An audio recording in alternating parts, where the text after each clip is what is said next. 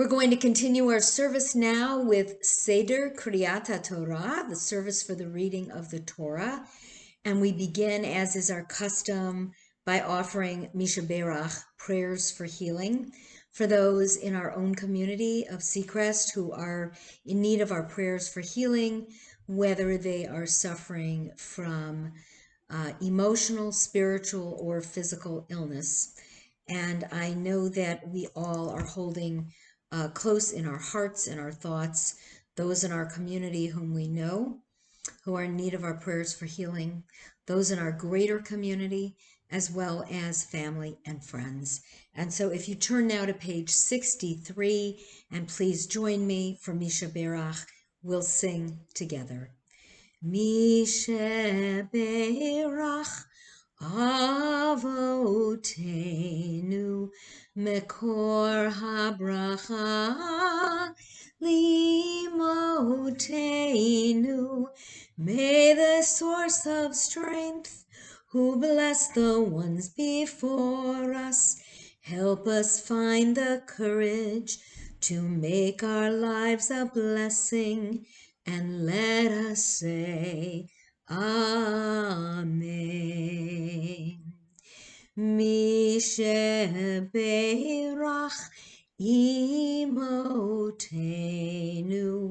Mekor habracha Lavotenu.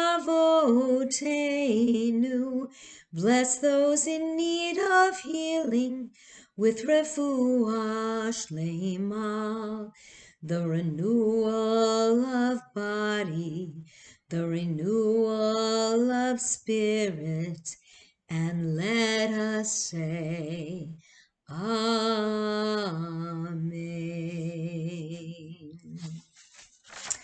We turn now to page 64 as we begin our liturgical portion for the service for the reading of the Torah.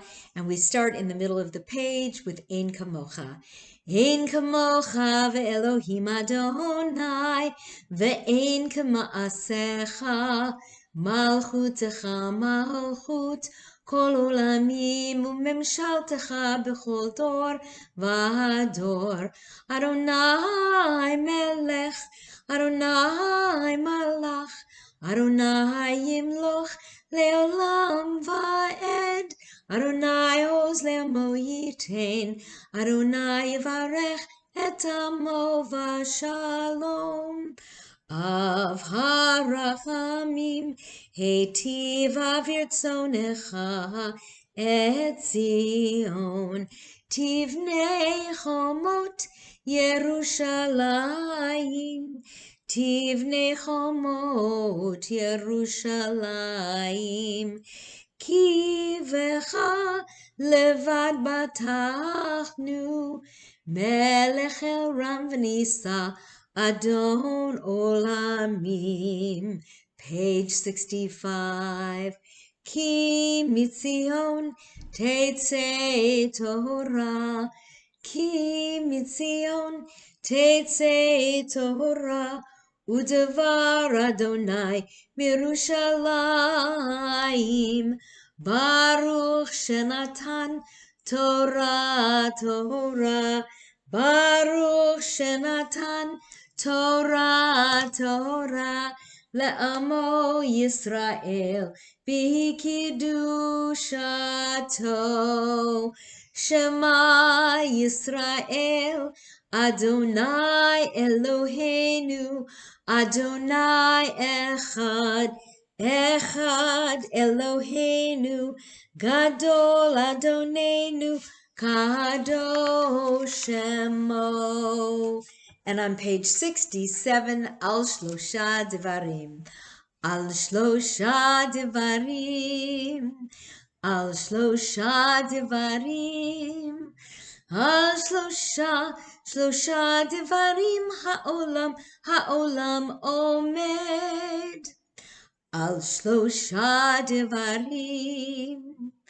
Al Shlosha Devarim. Al Shlosha Devarim Ha'olam Omed. Al HaTorah ve'al ha'avodah ועל גמילות חסדים, על התורה ועל העבודה, ועל גמילות חסדים. יאי לי לי לי לי לי, יאי לי לי לי לי לי, יאי לי לי, יאי לי לי לי, יאי לי לי, יאי לי לי. It's difficult to believe, but this Shabbat we are reading the second to the last Torah portion of the book of Exodus. So it seems to have gone very quickly, and in some ways not quickly at all. This Torah portion, this Shabbat, is called Vayakhel. And in many years, Vayakhel is read along with the next Torah portion, Pekudei, as a double portion. This year is a little bit different, though, because we have some extra Shabbatot, some extra Sabbaths. The reason being that this is a leap year in which we have a leap month. Now, of course, I'm talking about the Hebrew calendar, not the English calendar. And we have an extra month of Adar this year. And that is the month in which Purim is celebrated. Purim, during a year when there are 2 Adars, is celebrated in the second month of Adar, not in the first month of Adar. So we have still another 3 weeks before Purim, or a little bit more than 3 weeks. But because of that, because we have an additional month, that gives us 4 more Saturdays. So some of these Torah portions that we double up on in other years, we don't have to double up on. And so Vayakhel this year gets its own Shabbat. Poor little Vayakhel always has to share with another Torah portion. This year, not. So I'm not going to talk a lot about the Torah portion. I'm going to read a few verses or chant a few verses, and then we'll talk about what is in this Torah portion when I'm done. So join me, please, for the blessing, which can be found on page 68. Baruch hu Adonai hamvorach, Baruch Adonai hamvorach le'olam va'ed, Baruch ata Adonai Eloheinu melech haolam, asher bachar banu mikol ha'amim, v'natan lanu et torato, Baruch ata Adonai noten haTorah. Amen. V'yavo kol ish asher nasiu libo, v'chol asher nadva ruhu oto, heviu et trumat Adonai limlechet ohel moed ulachol avodato ulevigdei hakodesh, vayavohu ha'anashim al hanashim kol nediv lev, heviu chach v'nezem v'tabat v'chumaz kol kli zahav, v'chol ish asher henif tnufat zahav l'Adonai, v'chol ish asher nimtza ito techelet v'argaman, v'tolaat shani v'shesh v'izim v'orot elim adumim, v'orot techashim teviu. Baruch ata Adonai Eloheinu melech haolam, Asher natan lanu Torat emet v'chayei olam nata b'tochenu. Baruch ata Adonai noten haTorah. Amen. So just to bring you up to date, last week you may remember that, sorry about that, phone call going off. That's what happens when you are taping live. Sometimes things happen. Anyway, last week in our Torah portion, we were once again reminded of the sin of the Israelites who built a golden calf when they became impatient that Moses was not returning from Mount Sinai quickly enough. They were adamant that Aaron do this task for them, and he, of course, was concerned that they would mutiny, turn against him, and that they would be left to their own devices if he didn't acquiesce to their request. This week, and of course, Moses came down from the mountain, the people were punished, and so on and so forth.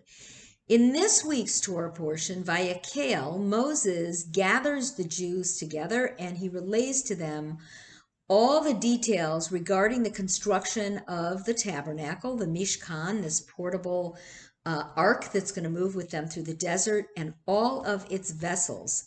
And the actual construction is also described. And this portion repeats many of the details that we learned about in Parshat Trumah, where God instructed how the tabernacle was to be constructed, along with all of the implements and the vessels that were going to be in it. So much of this Torah portion is somewhat repetitive about what we have read up until this point, because much of it was given to Moses on Mount Sinai in minute detail, and he is now back down in the desert with the Israelites and about to relay all that information. It's interesting when we read this again because many of the verses, and for those of us who are really familiar with the Hebrew and with the narrative, some of the verses are easier because we've just read them a couple of weeks ago, and yet we realize that in some respects it's different. Not the information itself, but the individual who is relaying that information and to whom that information is being given. So we read recently that God was giving Moses the instructions. He is now relaying to the Israelites that same set of instructions. And one would think that if somebody is going to spend 40 days on a mountain without benefit of a recording device, a laptop, a phone with a recorder, a Kindle, or anything of the like, that some things might get misconstrued. Think about the game of telephone that maybe you played as a kid or even as an adult, where one person starts the conversation, whispers something into somebody else's ear. This goes around in a circle of however many people there might be. And by the time it gets back to the original person, that message, even though it is brief, has changed entirely. One would think that that would happen, especially since this isn't just a brief little whispering a message in somebody's ear, but this is volumes and volumes and volumes of information. Extremely minute detail, with Moses being told exactly how the Israelites are to give him certain kinds of gifts, what the materials are going to be that are needed, a list of the different vessels, the tabernacle parts, and then not just the tabernacle, but now, once again, the priestly garments that are going to be produced. So Uh, it is interesting to see that the game of telephone really doesn't take place. And Moses is able to relay verbatim the words he was given by God to the Israelites. Now, here's another thing that we see that's kind of interesting. Moses uh, announces to the people what he's going to need to build this Mishkan, how it's going to be constructed, and they all come forward very generously once again with gifts. Now, that may be due to a number of factors, but if you recall last week, they were very willing and able and anxious, eager to give up their gold and silver and jewelry and so on and so forth for the making of the golden calf. They were punished as a result of that, and now they have an opportunity to once again make very generous donations, but this time for a worthy project. So they may have this extra sense of excitement about this because now they're doing the right thing. So the men and women come forward, they give very, very generously, and Moses announces that God has chosen two individuals to serve as the foreman. I'm using that term because they are men, to build the tabernacle. And for this construction project. One is Betzalel and the other is Aholiav. Betzalel is a very, very well-known biblical name. It is actually the name of the School of Art in Jerusalem, where some of Israel's finest artists come from. And they are going to oversee this project, and Moses gives them all of these donated articles, all the materials, but the people continue to donate more and more and more until these craftspeople report to Moses that they have more than enough materials, and Moses actually issues a proclamation to the Israelites requesting everyone to stop donating. Have you ever heard of a capital project for a synagogue or anything else where they said, Dayenu, we have enough already? Pretty remarkable. Then the craftspeople begin their work. And in the fourth Aliyah, we learn that the tapestries which cover the tabernacle are made, and they're made out of beautiful blue and purple and red woven wool. And it's not just Betzalel and Aholiav that are doing the work. They are really enlisting the talents of, they have 1 million people to choose from.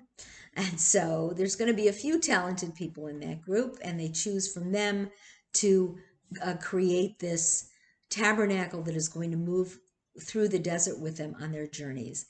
The construction continues, and then we learn that the craftspeople construct the tabernacle wall panels, the sockets into which the poles are going to go, the curtains which cover the entrance to the sanctuary and which separate the Holy of Holies from the rest of the sanctuary. The Holy of Holies is the inner sanctum where the tablets are going to go. That is a part of the tabernacle that only the high priest may go into. Anyone else who goes in, it's immediate death for them. And the rest of the structure, the ark, the table on which the bread is going to go, and so on. We get a description of the construction of the menorah. Now, when I say menorah, I don't mean a Chanukiah. I mean a menorah, a 7-branched candelabra, and also the incense altar, because they're going to be burning incense. The fire is going to be burning.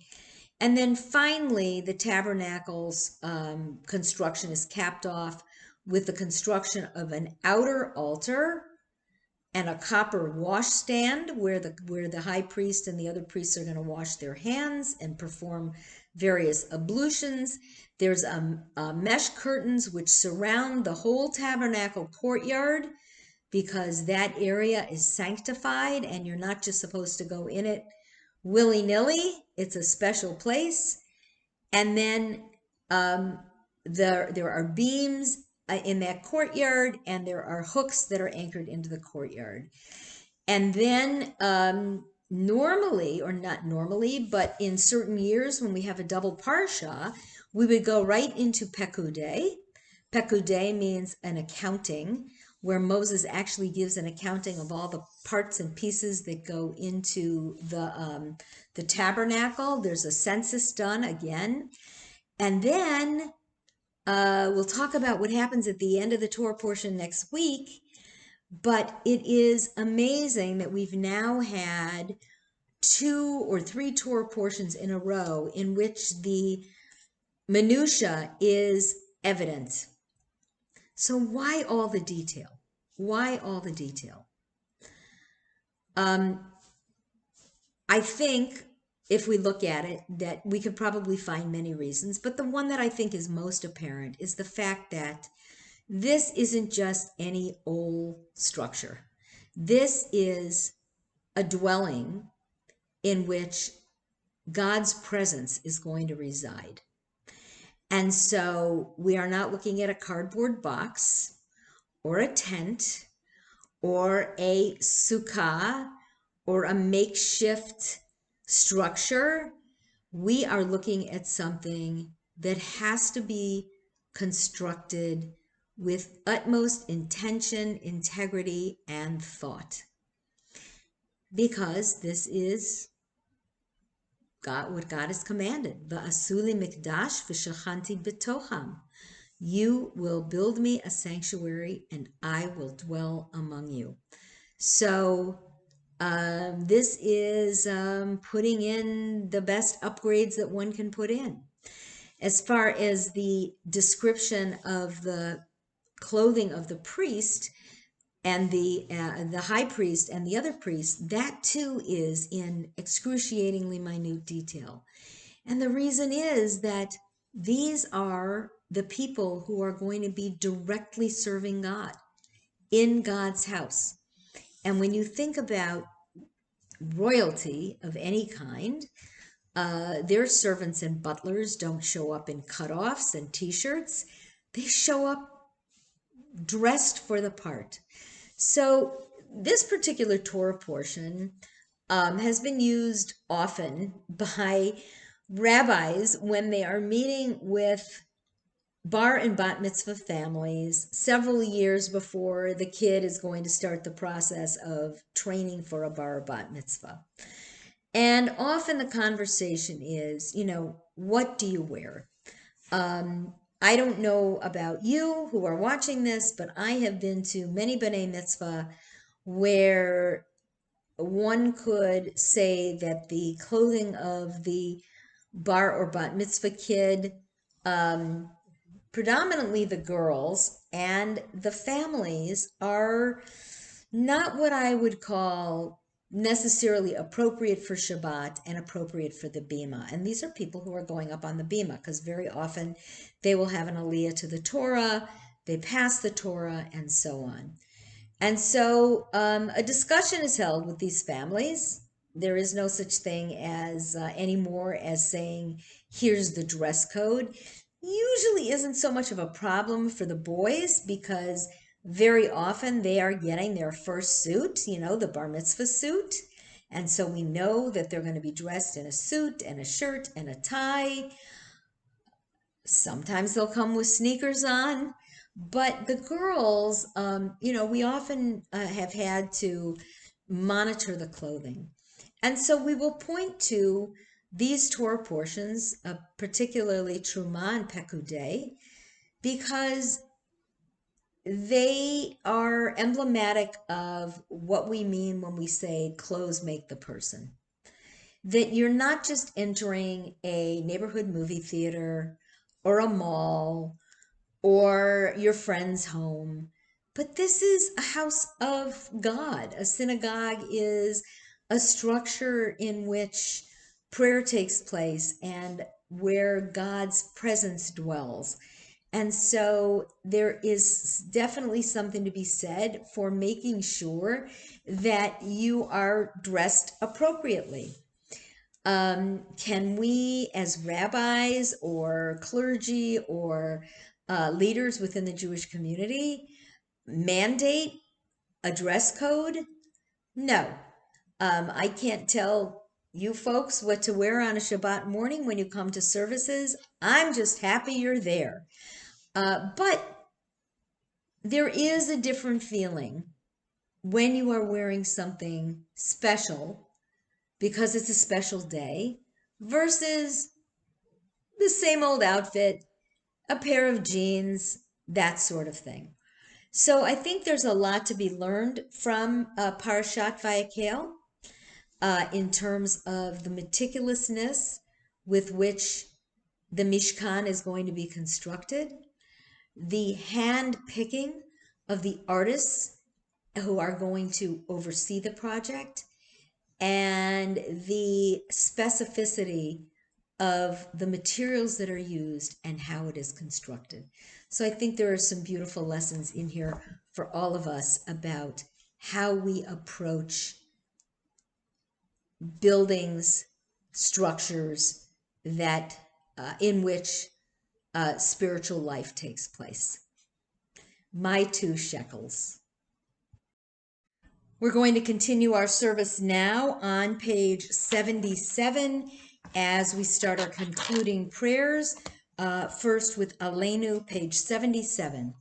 Aleinu l'shabeach ladon hakol, latet gedula liotzer breshit, shelo asanu kegoye haratzot, velo samanu kimishpachot ha'adama, shelo sam chelkinu kahem, וגורלנו כחמונם, ואנחנו קוראים ומשתחווים ומודים לפני מלך מלכי המלכים הקדוש ברוך הוא.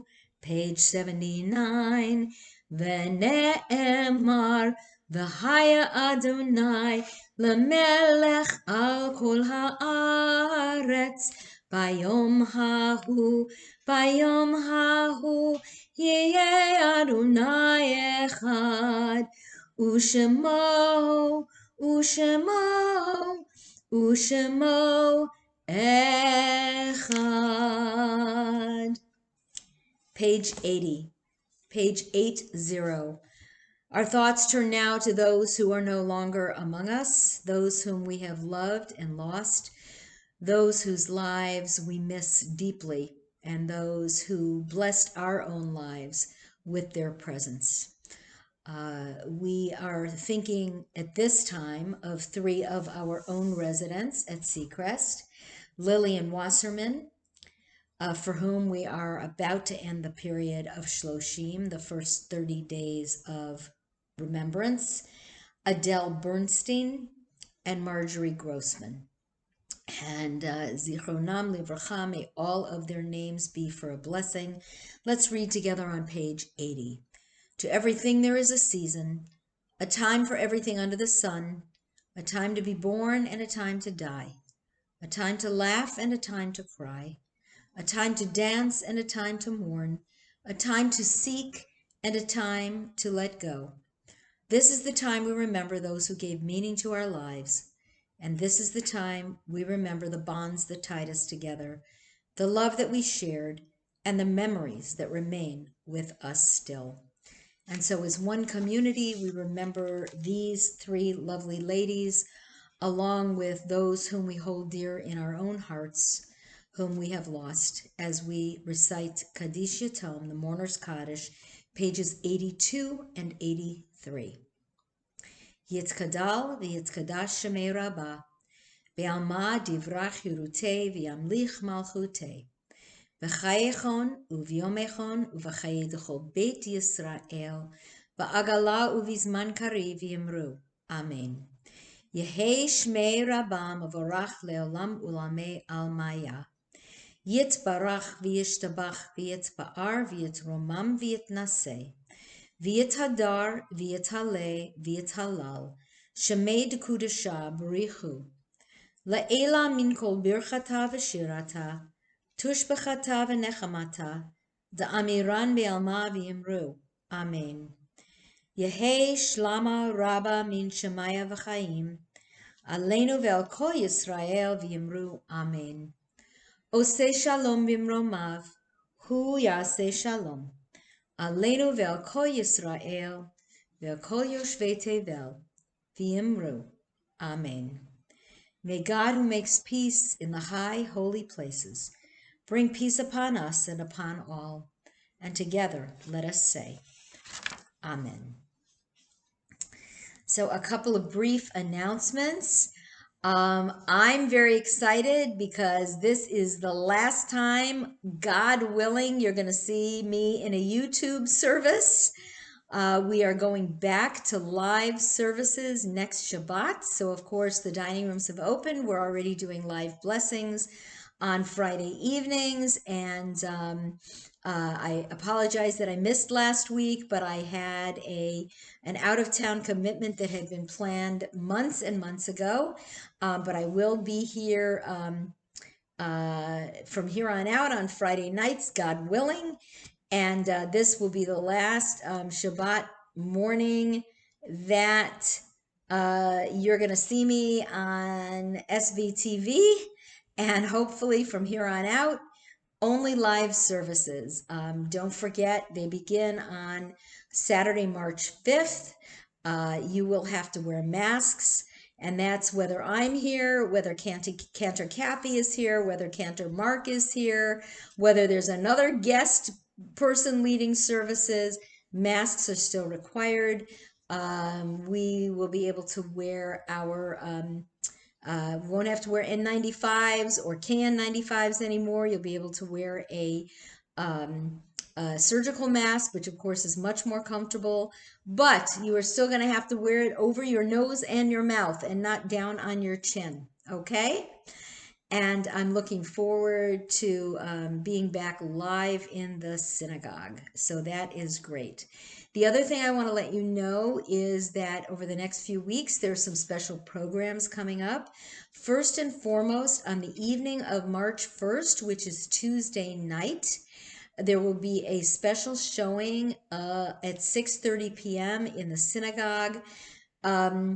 A recording of a Zoom program. This is the 50th anniversary of women rabbis. The first woman rabbi, Rabbi Sally Priesand, was ordained in June of 1972. Thank God she is alive and well, and this is the 50th anniversary of her ordination. And so the WRN, the Women's Rabbinic Network, is producing 5 programs that we are going to be showing here, documentary type programs, but led by various women who were in the forefront of the movement of women in the rabbinate. I think it should be very interesting. And I've already seen the first one, which was earlier this week, and you're going to be able to see it on Tuesday the 1st because we have to wait for the link to come out. So that's the first one. The program is called Journey to 50. And the next one will be showing on the evening of March 29th at 6:30. And then there will be one in April, one in May, and then in June, the big celebration of the 50th anniversary. So you don't have to be a woman to watch this series. I think it's interesting for anyone and everyone who'd like to see it. And I hope that you will all join. That is 2 things that are coming up, March 1st, March 29th. In the middle there is Purim. And so on the 10th of March, which is a Thursday, I'm going to be doing a program for independent living and for assisted living called Purim, Fact, Fiction, or Farce. And so we're going to do a closer reading of the book of Esther, and we're going to talk about really what is this story all about. Was it written as a farce, or was it written as a serious historical account of a real historical event. On the 16th of March, I'm going to be doing programs in Katzen and Goldberg, my Sing and Schmooze programs on Purim. And then on the 17th of March, I'm going to be joining those who live in assisted living and in independent living for your respective happy hours on that Thursday of Purim. Hopefully, lots of fun and surprises and good food. And I hope you'll join me for all these things, along with, of course, Shabbat, Friday night blessings, and Saturday morning services, and all live in the flesh. I'm so excited. So we're going to sing my Yafeh Hayom. We'll do a little blessing, and then I'll send you on your way on this beautiful Shabbat. Let's join together. Ma Yafeh Hayom, Shabbat Shalom. Ma Yafeh Hayom, Shabbat Shalom. Shabbat, Shabbat Shalom. Shabbat, Shabbat Shalom. Shabbat, Shabbat Shalom. Shabbat Shalom. Please join me for blessings. Please join me. Baruch atah Adonai Eloheinu melech haolam, borei peri hagafen l'chaim.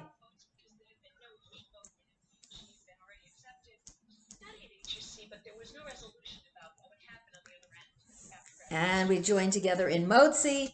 Baruch atah Adonai Eloheinu melech haolam, hamotzi lechem min haaretz. Amen. Shabbat shalom, everyone. Have a wonderful, peaceful, beautiful Shabbat. And I'll see you next week. Bye-bye.